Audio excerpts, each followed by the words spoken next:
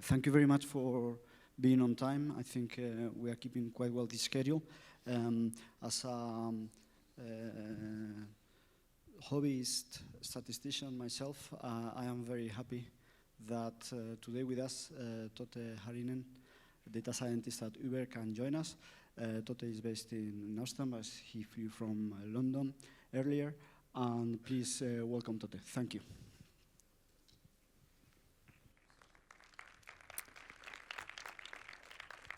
Thanks very much for the introduction. Yeah, my name is Totte. I work in the Uber Labs team, which is a team that's focused quite heavily on experimentation at Uber. We're 9 people in the team. It's mostly based in San Francisco, but I'm here in Amsterdam, helping the EMEA region to do experimentation and do data science related to behavioral aspects of our customers. I have been mostly focusing recently on the Eats business. My background, though, is in causal inference, so I have a PhD that's related to those issues, and I'm therefore very pleased to talk about this favorite topic of mine today. So I'm going to talk about why big data didn't end causal inference. There was this argument about 10 years ago of this idea that in this kind of era of big data, which we're entering at that time, would mean that causal inference is going to disappear, or causal inference is somehow in trouble. Now that didn't really happen, so that's not like a no secret. But I'm going to talk about some of the reasons why that might be the case. And then I will talk about a possible reconciliation between this big data era and the era of the methods of causal inference. Some definitions, very briefly. By causal inference, I pretty much mean any kind of model whose some parts are supposed to correspond to some causal structure out there in the world. With big data, I'm even more vague, so I'm going to define it as as having lots of observations or many variables per observation. I know that that's a very contentious issue, but I'm just going to skate over it here. So what was the case against causal inference in this big data era that we are in? This was kind of crystallized in certain sense of the word in Chris Anderson's, who was the editor of Wired at the time, article about 10 years ago, where he talked about the idea that when you have lots of data, you can basically run algorithms that mine the data, finding interesting patterns, correlations, and clusters, which mean that you don't have to really try to understand the mechanisms that mediate between different variables, for example. So his idea was that since we are entering this kind of era, this means that causal inference, the kind of idea where you have some kind of hypothesis of why variables would be related with one another, you don't have to do that. So that's kind of gonna disappear. Some of the specific reasons in the article, I think, are as follows. So one is this kind of notion that human beings could be bad at coming up with causal hypotheses. And that's not as crazy as it sounds, in the sense that this kind of scientific method where you have a hypothesis, you make some predictions, and then you test those predictions against data, it's not exactly a new idea. So some people date it back to 400 years ago or something like that.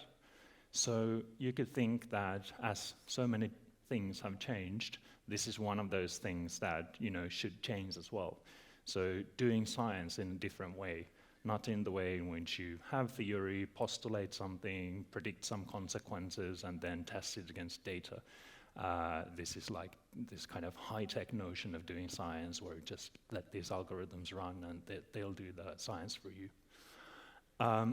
Another argument that I think is in the article is that correlational models, or this kind of complex models that you get, occasionally when you run an algorithm just mining some patterns, is closer to the truth in the sense that the real world is complex, right? Everything is correlated with everything. So the closer your model is to that complexity of the real world, the better it is. That's, I think, another idea.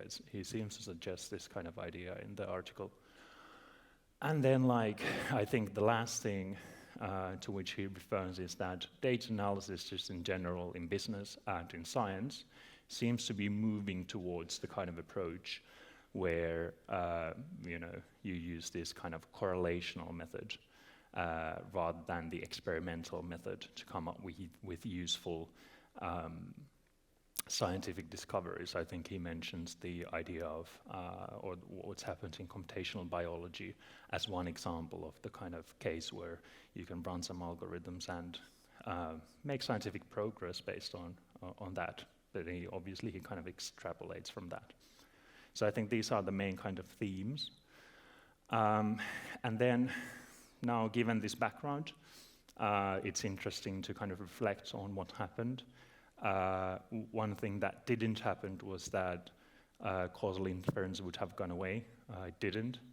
So doing this very basic kind of Google search for recently published papers shows that causal inference, like randomized trials or quasi-experiments or causal mediation modeling, are all the kinds of things that happen in science all the time. At least there are lots of papers being published that reference to those methods. So it doesn't seem like causal inference would have gone away in science. I think the same is true of business and policy. Certainly, tech companies are running lots of A/B tests or more complex trials, randomized trials. I think that in policy, which was a field I was briefly involved in between my PhD and coming to Uber, is also one field where quasi-experimental methods and econometric methods of causal inference have really kind of increased in recent years. I know that, for example, in the UK where I was, there was a lot of interest in using quasi-experimental methods to measure the impact of regulation. And I think this is also something that's a priority at the EU level. So again, it seems like this is contrary to what Anderson and others were predicting. These kinds of methods have increased, if anything. And last but not least for me, because it's my job, we are using these kinds of methods at Uber quite a lot as well. And it seems like to an increasing extent. So I think that on the one hand, we have this argument from Chris Anderson and others as well, that these kinds of causal inference methods are going away. And then on the other hand, we have this observation that actually they didn't. So I think it's pretty interesting to think about some of the reasons why this is the case.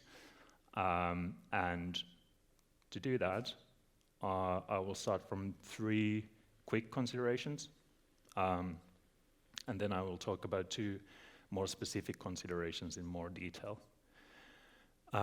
One sort of, which could be a controversial claim, but which I will make anyway, is that humans are actually pretty good at causal hypothesis. So if you remember, one of the sort of ideas that seemed to be or exist in the article of Chris Anderson was that humans are bad at coming up with these hypotheses that they're supposed to test against data.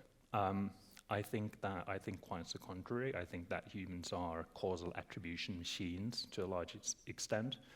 If we think about this kind of retrospective analysis of, what were the causes of some past events, for example, I think that humans are quite exceptional in their ability to point to specific causes, because events are always, they have various kinds of causal conditions that have to come together for an event to occur.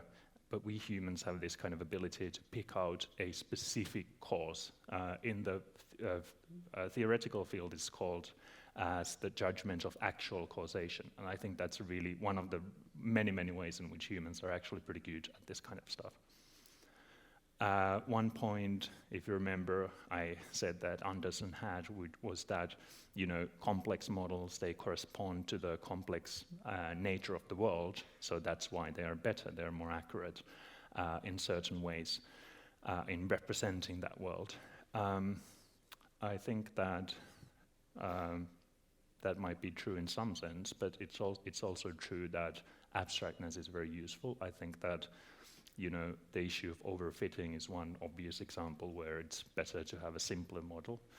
I think also in terms of learning, it's very useful to have an abstract model that kind of abstracts away of the particulars of a situation, so that you sort of more diverse set of situations falls under that model.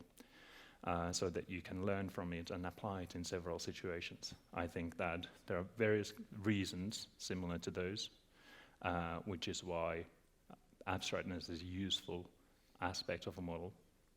But I think it's an interesting question to think about the kind of trade-off between accuracy and abstractness, and I don't think there is one clear solution to what's the correct level, but I certainly do think that it's not the case that the more the more complex, the more better. And then there is sort of like a conceptual point, which is that just looking at correlational relationships without making any causal assumptions, you can't get to the kind of counterfactual, so you can't get to the situation where you would be able to answer what would have happened in the absence of this event.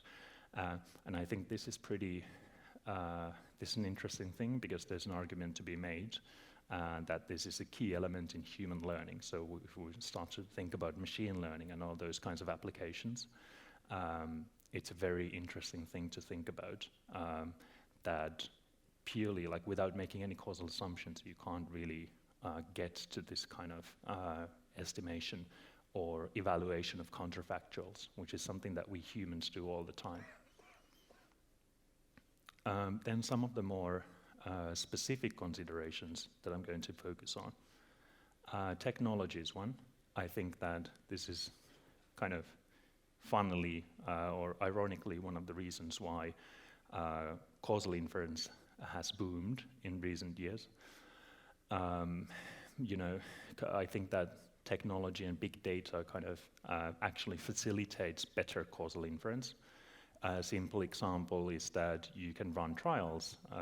If you have a bigger sample size, you can have more arms in your trial, so you don't have to run the simple A/B test. Similarly, you can identify subgroups in your sample, for whom you might have a different kind of effect.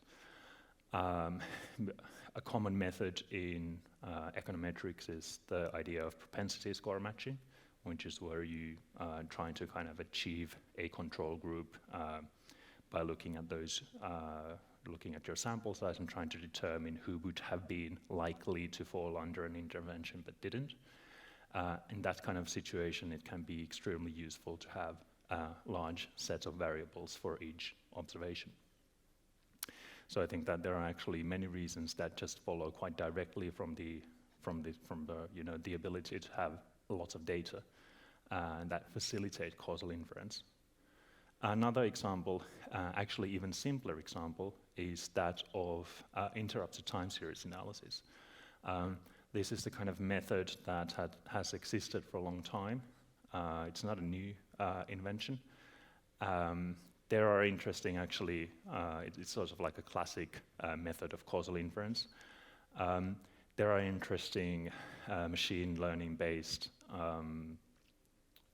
ideas where you are able to do this in a quite sophisticated way. But talking about just this very simple case in which you have, in this example, you would have email open rate, and then at the time point 50, you would have an intervention. So you could have a situation where you change the subject line, for example, and you have a change in the email open rate. And then you can fit a model to kind of formally see if there is a statistically significant or whatever approach you want to use, difference in the outcome at the time of the intervention. So very, very basic idea. And I think what is really interesting about this is that it's a simple idea that's existed for a long time, but if we're thinking about policy, for example, this kind of time series data that you need for this kind of analysis didn't really, in many contexts, exist. And in the policy context, you're still struggling with the problem that you don't have sufficient time series data. So again, then coming to a tech business like us, you know, you do have the time series data and you can run this kind of causal inference routinely. But I think it's an interesting, like, because we're doing this all the time, I think it's a very interesting thing to reflect that just like some years ago, this wasn't the kind of thing that you could have done just because you didn't have the data. And another thing why I think causal inference, if anything, is actually increasing and becoming like a stronger part of you know, of business and policy, is that even though causal thinking and causal explanation has happened for hundreds of years and it's happened as long as humans have existed, the kind of formal field of causal inference hasn't existed for a very long time, and that's very interesting. Like, there is a whole, probably like a whole research project to be made of the fact that even though this is an extremely central concept and a useful concept as well for human beings, causal inference as a field, or the notion of causation in statistics and in science in general, was sort of like regarded with suspicion. And so because of that, I mean, and one of the reasons for that might be that causality is something that you can't directly observe, so it's something that you have to infer based on the relations that you see. So those are the kind of empiricist reasons for, you know, why you might regard causality as a suspicious concept. But in any case, whatever the reason, causality was regarded as suspicious, and it took a really long time for computer scientists and statisticians to start to think about causality as a formal concept or defining formal ways of understanding causality. However, in the past 30 years or so, these formal notation and formal conceptualization of causality has come to exist, which has enabled better thinking around these concepts, and consequently it's enabled better methodologies. Quick example is mediation modeling. This is also something that we have been thinking about at Uber. So the idea here is that you have some intervention which could be like a randomized email send, and then you would have some action like click through, and then you would have some post-intervention metric that you want to track. The idea in mediation analysis is to estimate how much of the impact of your treatment goes directly from the treatment to the outcome, and how much is mediated through different routes. So it might be interesting for you to know, you know, how much of the impact of this email sent goes through people actually clicking the link that you have on the email. That might, for example, influence your email design.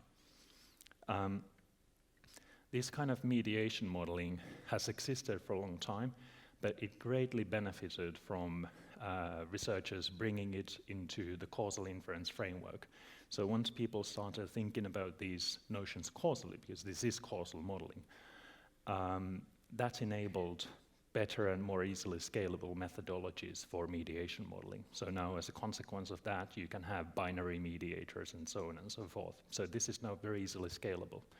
A good example of how the fact that we now have this formal way of thinking about causality has helped to, you know, develop these kind of methodologies that are extremely useful, I think. Okay, so now to the reconciliation part. I think I've actually kind of mentioned some parts of this reconciliation already. Some very general points. Big data and the benefits that come from it actually enable better causal inference, as I've, I think, mentioned or kind of demonstrated with some of these examples, high propensity score matching, multi-arm trials, and so on. Similarly, I think there is an interesting area where you run, you know, a correlational analysis, and then you validate those by using causal inference, like a randomized experiment, for example, or a quasi-experiment. So that's a kind of obvious way in which the two fields could go together.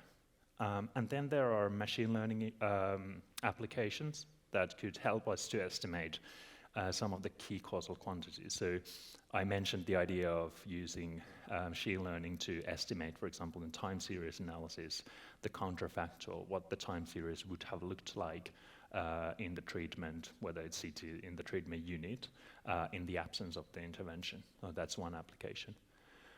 I want to briefly mention some specific points or some specific applications in the area of machine learning and artificial intelligence. One idea that has been around for quite a long time, actually, is this idea of trying to identify causal models themselves based on correlational data. And the basic idea on which these approaches build is that if you have a causal model, that kind of has implications to how variables should be correlated with one another. So it's implying certain conditional independencies between variables. So you could use and can use in certain contexts purely observational data to get into these kinds of causal models where you have causal relations between variables. That's a very interesting and still a very much developing field. Another idea is that of where machine learning can be useful is that of variable selection. A very simple example would be something that I have been doing recently, which is trying to find predictors for non-compliance. And by non-compliance, I could mean something like email open rate, for example. So in causal inference, one of the interesting problems arise when you have a lot of missing data, and or missingness is one thing, and another thing is where you have a situation where not everyone actually receives the treatment. And in those kinds of situations, it can be useful in terms of statistical power and otherwise to try to predict, for example, how likely it is that someone will get the treatment that you're trying to deliver. So in those kinds of situations, you could use automatic variable selection to try to identify the predictors. So again, a nice example, a very simple example of how machine learning and causal inference could interact. The idea of synthetic control groups I mentioned already in the context of time series analysis. So you can have a treatment unit, and then you have the time series before and after the intervention, and then you can use machine learning to try to identify other units whose outcome looks similar or correlate strongly with the outcome of the treatment unit.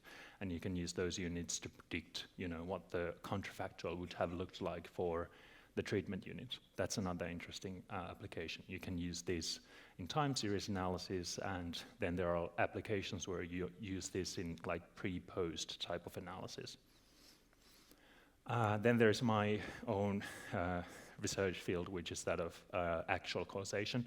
So again, the kind of situation where something has happened, and then you trying to pick out the causes of why that thing happened. A classical example is that of a forest fire. So there is a forest fire, and it has two counterfactual causes. One is that someone dropped a match that was lit, and one is the fact that there is oxygen present in the atmosphere. Now, if you ask someone why the forest fire occurred, they will say that it was because someone dropped the lit match, rather than the fact that there is oxygen in the atmosphere, although both of those are counterfactual conditions for the event. Now, we human beings have this interesting ability to get to those kinds of judgments automatically, almost. And a really interesting possibility from my point of view is that of trying to get machines to do similar kind of reasoning.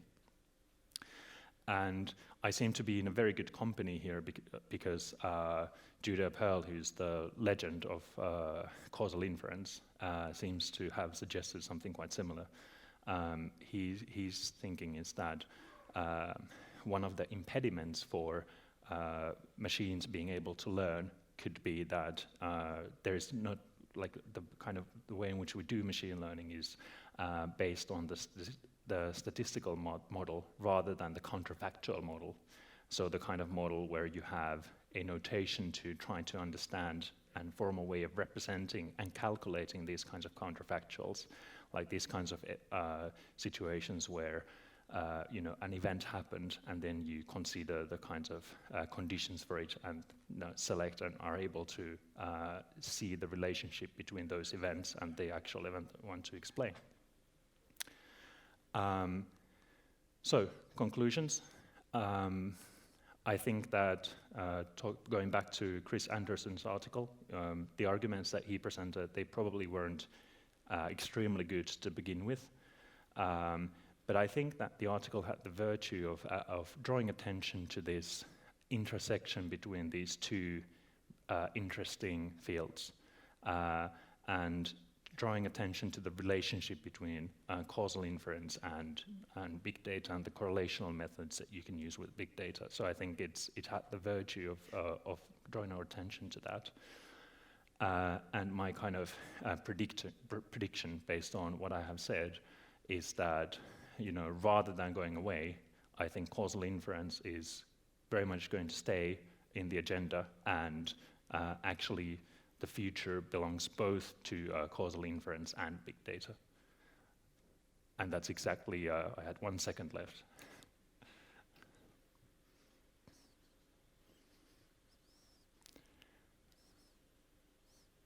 So thanks very much, and I hope you enjoy the rest of your conference. Thank you very much. Is there any question for Totte? I don't see anybody, if anybody's raising his or her hand. Actually, we would like to dedicate more time to causal inference in big data Spain. Mm-hmm. Only last year, Kai Brodersen at Google had an interesting talk about over time the impact of an advertising campaign. Mm-hmm. And it was one of the, for me personally, obviously, one of the most interesting talks of that edition. Thank you very much. I would like to keep spending time with this topic in future editions, so I appreciate that you come here today. Excuse me, sorry, I have a question. Is this time? Hi, thanks for the talk. I was wondering if you could provide a couple of practical examples. How do you see in the next few years, for example, Uber or any big company using causal inference, something that might impact the big public? Thank you. Did you ask about specific use cases at Uber? Yeah. I think the cases that I mentioned, quasi-experimental methods. In the introduction, I very briefly said that I'm working a lot with the Eats business, the food delivery business, and a large part of that is from my job, is that of trying to understand the impact of the advertising campaigns that we are running. A good example of a quasi-experimental setting is where you're running a big advertising campaign in a city. And it's an offline campaign, so I was in London a couple of weeks ago and we had these kinds of advertisements in the underground. And it's a very interesting question how to try to measure the impact of that, because it's very difficult to have a control group if it's an offline marketing campaign. So those kinds of situations, the use of actually the causal impact package, which I think was what the author that you mentioned has developed, is one way to try to do that. And another way to try to do that, or a related way to try to do that, is to identify those comparison cities. So you might have one city where you're running this campaign, and then you have a bunch of other cities where you don't, and you can try to estimate the impact of that by looking at the time series, in the actual treatment city and in the control city. I think that would be a very typical example of the kind of issue that we're trying to solve. Thank you. Any other question, please? Basically I don't see anything, so please shout out loud If okay, fine. That's I think it is. So thank you very much, Totte. Thanks very Welcome much. today. It's a pleasure.